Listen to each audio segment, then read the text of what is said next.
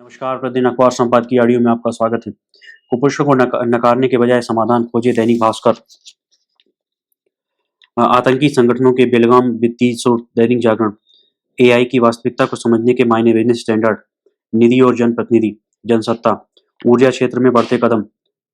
मथुरा की सुनवाई हिंदुस्तान। अब आर्टिकल विस्तार से। कुपोषण को नकारने के बजाय समाधान खोजे दैनिक भास्कर। यूएनओ के खाद्य एवं कृषि संगठन की ताजा रिपोर्ट के अनुसार भारत के 74% लोगों को पोषक भोजन मुहैया नहीं होता। यह रिपोर्ट एशिया और प्रशांत क्षेत्र की खाद्य सुरक्षा व वित्त पोषण व पोषण की स्थिति के बारे में है। यह स्थिति वर्ष 2021 तक की है, जबकि वर्ष 2020 से उन्हें 5 किलो फ्री राशन मिल रहा था। रिपोर्ट में बताया गया कि वर्ष 2020 में यह प्रतिशत 76.2% था।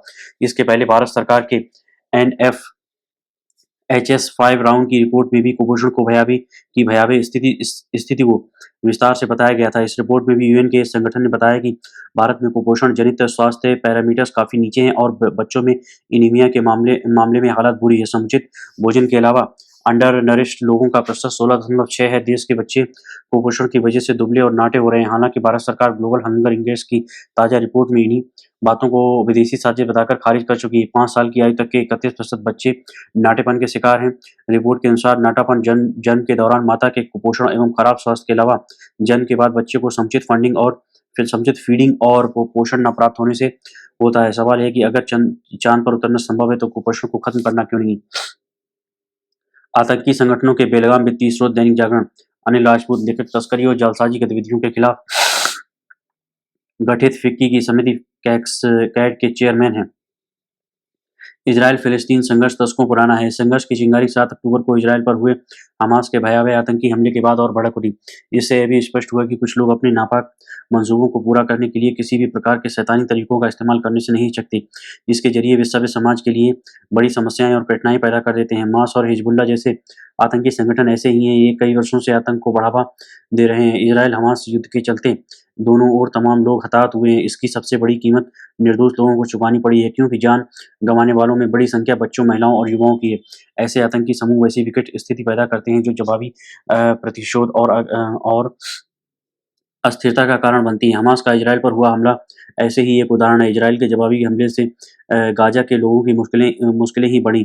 वहाँ बड़ी संख्या में असहाय नागरिकों को भोजन, पानी, बिजली और दवाओं तक की भारी कमी का सामना करना पड़ रहा है।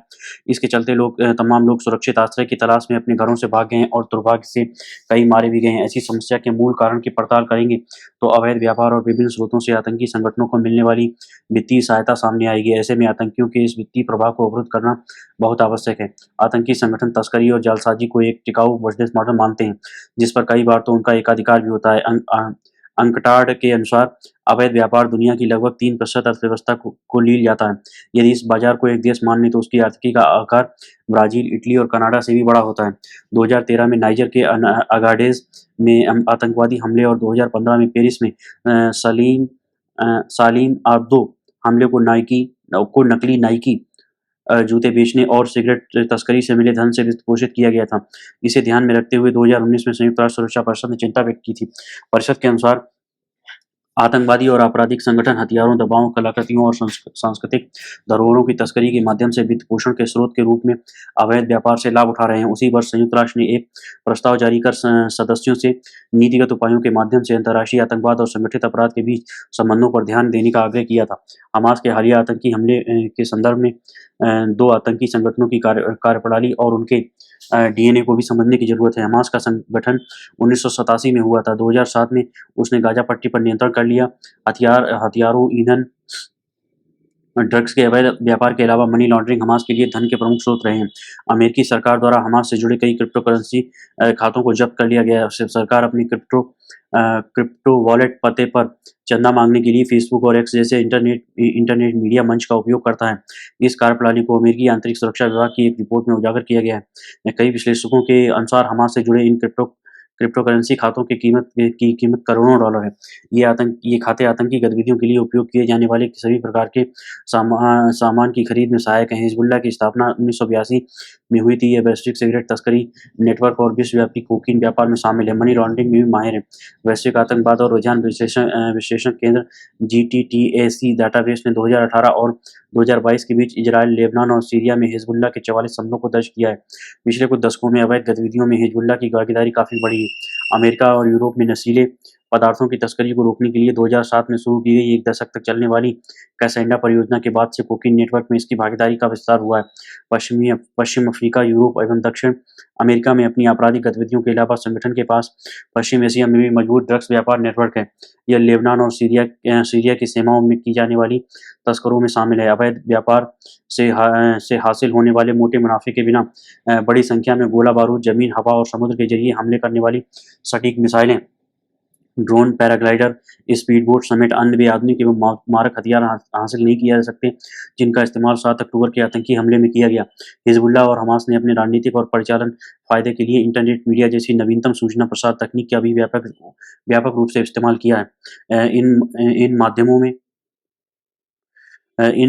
ने उन्हें विभिन्न समूहों के विशिष्ट दृष्टिकोणों के अनुसार अपने प्रोपेगेंडा को आगे बढ़ाने का अवसर दिया है। ये संगठन इतने ताकतवर हो गए हैं कि विश्व की दिग्गज खुफिया एजेंसियों की आंखों में धूल झोंकने में सफल हुई।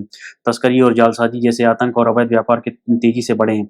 उनके वित्तपोषण के विभिन्न स्रोतों पर अंकुश लगाना समय की मांग हो गई है। ऐसा करके ही हम आतंकी घटनाओं की पुनरावृत्ति से बच सकते हैं। इस मामले में हमें भी सतर्क रहना होगा, क्योंकि भारत विरोधी कई आतंकी संगठन भी तस्करी और जालसाजी के जरिए अपना वित्तपोषण कर रहे हैं। एआई की वास्तविकता को समझने के मायने बिजनेस स्टैंडर्ड देवांशु दत्ता।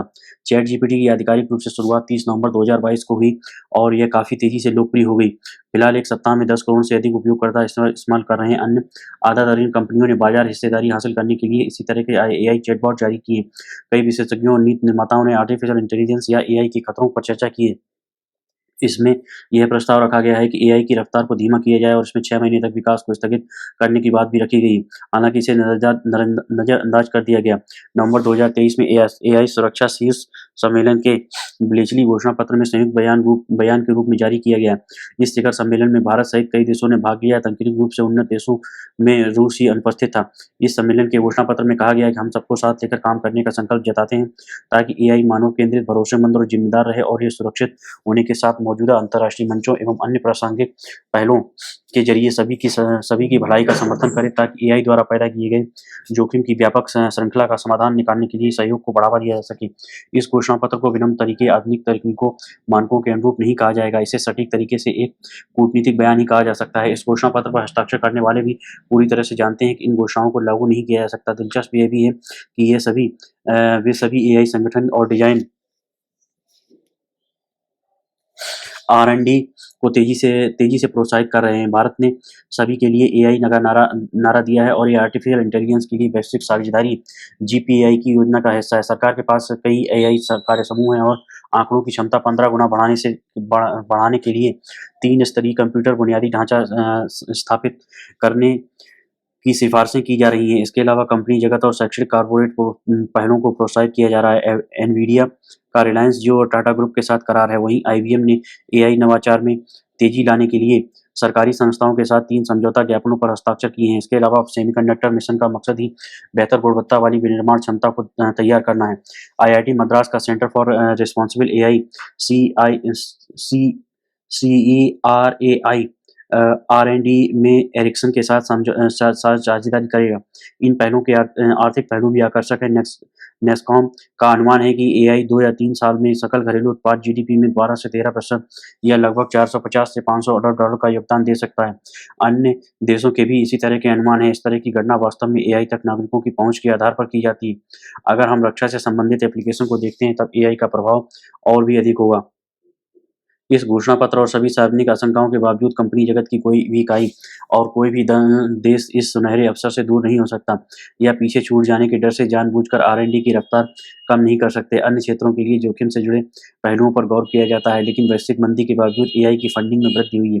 वैश्विक स्तर पर एआई स्टार्टअप ने जनवरी और सितंबर 2023 के बीच 2000 से अधिक करार के साथ 50 अरब डॉलर से अधिक राशि जुटाई है। सितंबर के अंत तक 120 एआई यूनिकॉर्न थी।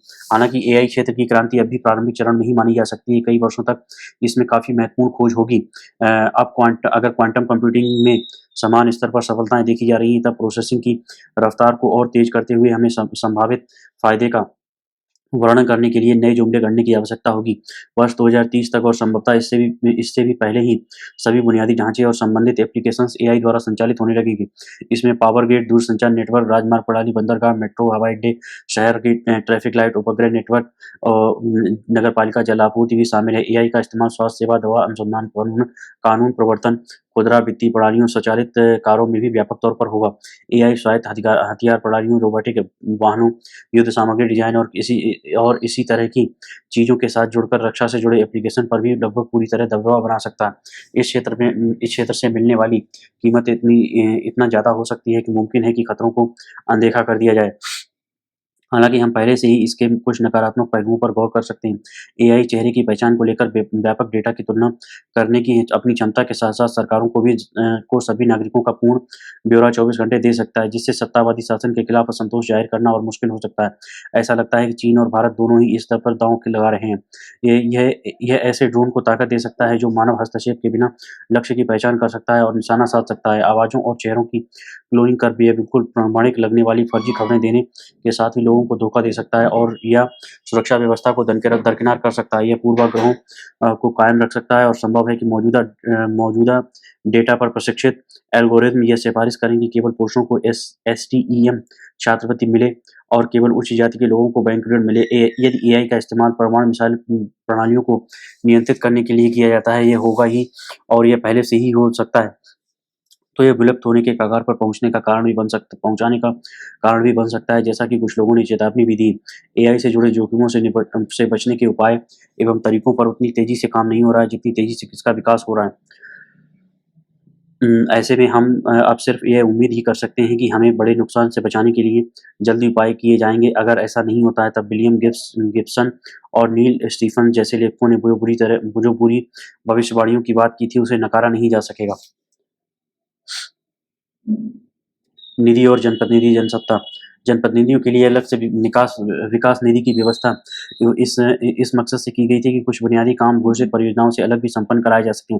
चूंकि सांसद, विधेयक और पार्षद लगातार लोगों के संपर्क में रहते हैं और वे अपने मोहल्ले इलाकों की बुनियादी समस्याएं उन्हें बताते रहते हैं, ऐसी समस्याओं को परियोजनाएं बनाकर निपटाने में काफी वक्त लग सकता है, क्योंकि उनकी एक प्रक्रिया होती है। विधायकों और सांसदों के लिए अलग से निधि की व्यवस्था करने से इसका लाभ भी नजर आया। मोहल्लों की टूटी सड़कों, नालियों, पुलियों, पार्कों में व्यायाम, विश्राम के लिए कुछ बेहतर सुविधाएं उपलब्ध कराने आदि में आसानी हो गई। इन कार्यों से लोगों में उत्साह के मद्देनजर और वक्त की बदलती जरूरतों के मुताबिक समय-समय पर सांसद और विधायक निधि में बढ़ोतरी भी की जाती है। अभी दिल्ली सरकार ने विधि की रकम 4 करोड़ से बढ़ाकर 7 करोड़ रुपए करने का फैसला किया है। माना जा रहा है कि इससे विधेयक अपने क्षेत्रों में विकास कार्यों का विस्तार कर सकेंगे। इस वित्त वर्ष में बढ़ी हुई राशि के केवल करीब आधे हिस्से यानी 100 करोड़ का आवंटन किया जाएगा। बाकी 120 करोड़ रुपए अगले वित्त वर्ष में आवंटित किए जाएँगे। निश्चय विधायक निधि बढ़ने से दिल्ली में कुछ बेहतर कामकाज की उम्मीद जगी है, मगर जब से जनप्रतिनिधियों के विकास निधि के आवंटन की व्यवस्था की गई, तभी से इसमें अनियमितताओं की शिकायतें भी मिलती रही हैं। सांसद, विधायक और पार्षद भी किन्हीं ठेकेदार, एजेंसी, स्वयंसेवी संगठनों आदि की मदद से अपने इलाके की समस्याओं, शिकायतों को दूर करने का प्रयास करते हैं। आप सब जानते हैं कि उनमें कमीशनखोरी चलती है। कई मामलों में अपने करीबी लोगों को उपकृत करने की कोशिश भी देखी जा चुकी है। ऐसे इसलिए लंबे समय से इस निधि के उपयोग में पारदर्शिता लाने की मांग की जाती रही। आम आदमी पार्टी अपने कामकाज में ईमानदारी व पारदर्शिता का दिखावा करती नहीं थकती, मगर विधायक निधि के उपयोग में वह इस पैमाने पर कितनी खरी उतरती है, देखने की बात है। जनप्रतिनिधि अपने हिस्से की निधि का इस्तेमाल अक्सर अपना राजनीतिक जनाधार मजबूत करने के मकसद से भी करते देखे जाते हैं। वे अपने किए कामों पर अपने नाम की पट्टी चिपकाने और उनका ढिंढोरा पीटने से परहेज नहीं करते हैं। आम आदमी पार्टी के विधायक भी इससे अलग नहीं माने जा सकते। कई मौकों पर देखा जा चुका है कि पार्कों में व्यायाम के लिए उपकरण लगाने का श्रेय लूटने को लेकर स्थानीय विधायक और सांसद में रस्साकसी हुई। पिछले कुछ समय से दिल्ली सरकार और राज्यपाल के बीच तनातनी के चलते अनेक कामों में बाधा आ रही है। ऐसे में सरकार के लिए यह एक सही रास्ता नज़र आया होगा कि विधायक निधि में बढ़ोतरी करके लोगों में अधिक से अधिक काम के ज़रिए अपनी साख मजबूत की जा सकती है। मगर इसके लिए इरादे नेक होने ज़रूरी हैं। पहले ही उसकी कई योजनाएँ अनियमितताओं के आरोपों से घिरी हुई हैं। विज्ञापनों पर बेतहाशा खर्च और छात्रवृत्ति जैसी कुछ लोक लुभावन योजनाओं पर प्रश्न चिन्ह लगे हुए हैं। नगर निगम के कर्मचारियों और तदर्थ कर्मियों के वेतन, पारिश्रमिक आदि के भुगतान में देरी को लेकर विवाद खड़े होते रहते हैं। ऐसे में विधायक निधि के तौर पर अतिरिक्त धन के प्रावधान को लेकर कुछ लोगों के सवाल बेवजह नहीं कहे जा सकते। ऊर्जा क्षेत्र में बढ़ते कदम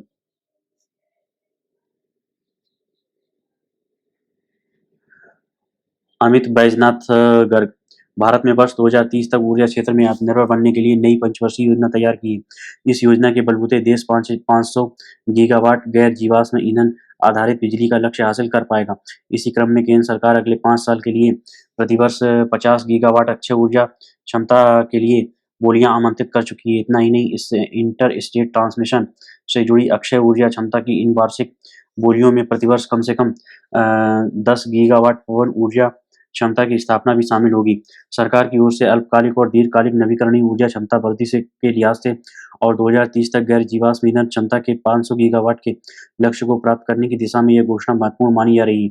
दुनिया में भारत ऊर्जा ट्रांजिशन में ग्लोबल लीडर के रूप में उभर रहा है। यह उस विकास से स्पष्ट है जो हमने अक्षय ऊर्जा के क्षेत्र में हासिल किया है।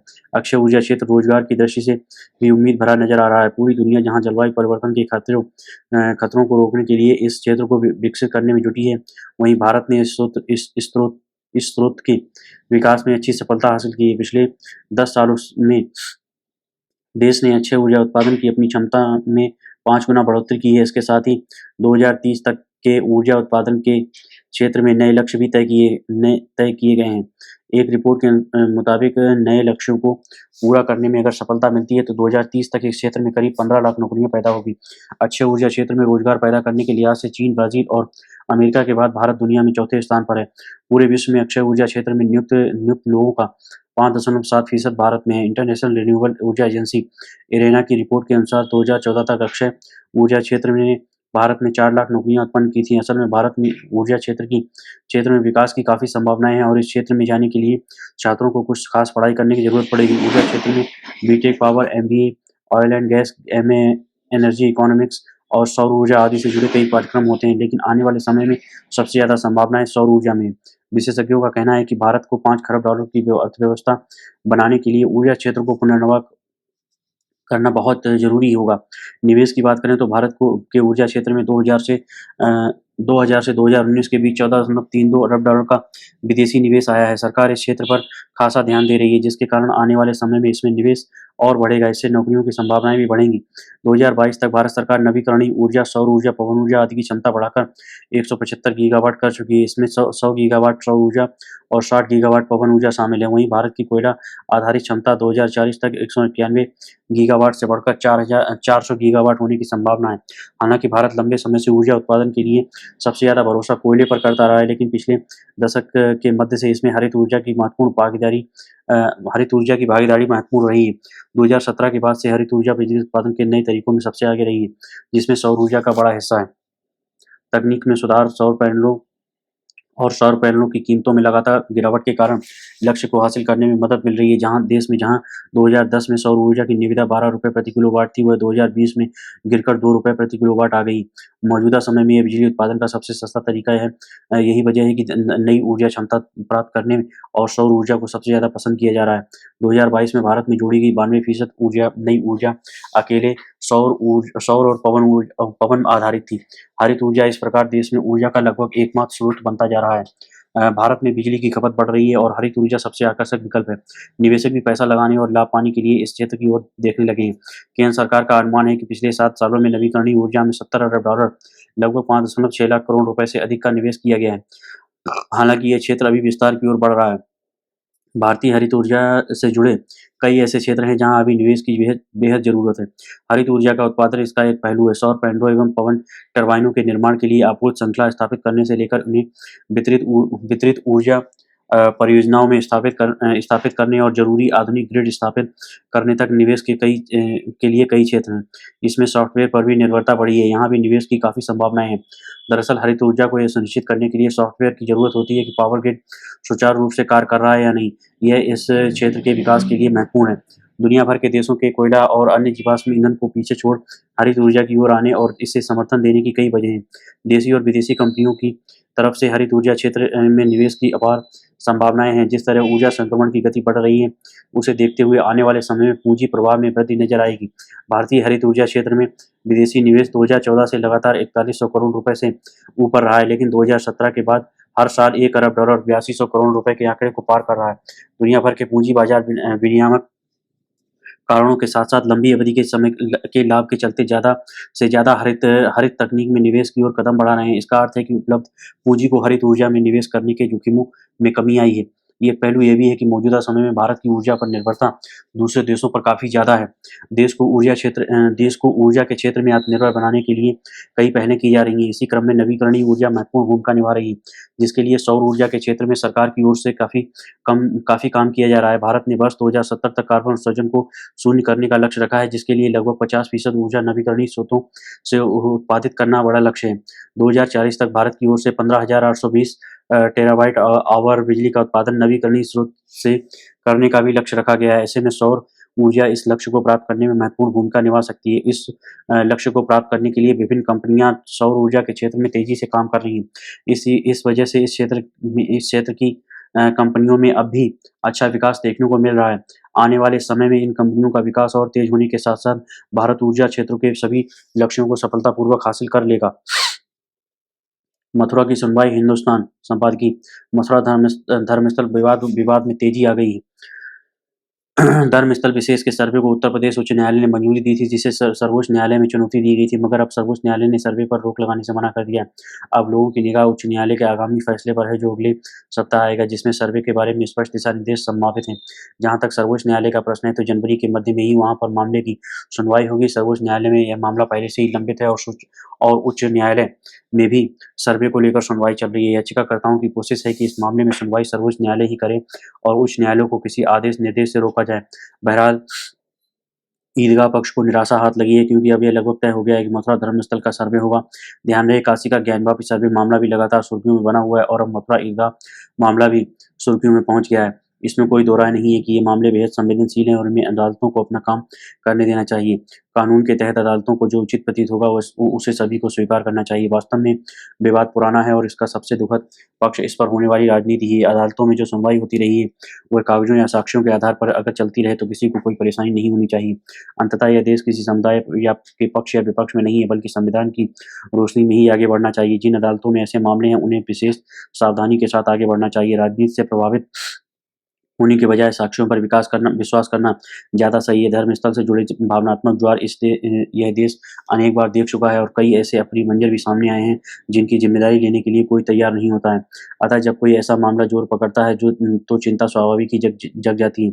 श्री कृष्ण जन्मभूमि शाही ईदगाह मस्जिद विवाद जितनी जल्दी सुलझाया जाए उतना अच्छा है। इलाहाबाद उच्च न्यायालय ने गुरुवार को मंदिर परिषद के निरीक्षण के लिए एक आयोग की नियुक्ति की मांग करने वाले आवेदन को अनुमति दी है, तो आगे भी उच्च न्यायालय को ही यह भी सुनिश्चित करके चलना चाहिए कि आगे किसी तरह से अप्रिय स्थिति उत्पन्न न हो पाए। अदालतों में जो होगा उससे ज़्यादा महत्वपूर्ण है कि क्या अदालतें इस मुद्दे पर किसी तरह की सियासत पर रोक लगा सकती हैं? क्या हमारे सियासी दल इस मुद्दे पर ज़रूरी संयम बरत सकते हैं? यह विवाद तो लगभग 3 सदी पुराना है और मथुरा की अदालतों में कम से कम 1 दर्जन मामले दायर थे। इन सभी याचिकाओं में एक समान 13.77 एकड़ के परिसर से ईदगाह को हटाने की प्रार्थना है। खास बात यह है कि इस साल मई में इलाहाबाद उच्च न्यायालय ने सभी याचिकाओं को उचित ही अपने यहाँ सुनवाई के लिए रख लिया है। किसी एक जगह दोनों पक्ष अपने-अपने दस्तावेज और दलीलें पेश करें तो सुनवाई में आसानी होगी। आस्था अपनी जगह है, लेकिन तर्क तथ्य का दमन छूटना नहीं चाहिए। फैसला जो हो तार्किक रूप से स्पष्ट होना चाहिए और दोनों पक्षों को लगना चाहिए कि न्याय हुआ है। धन्यवाद।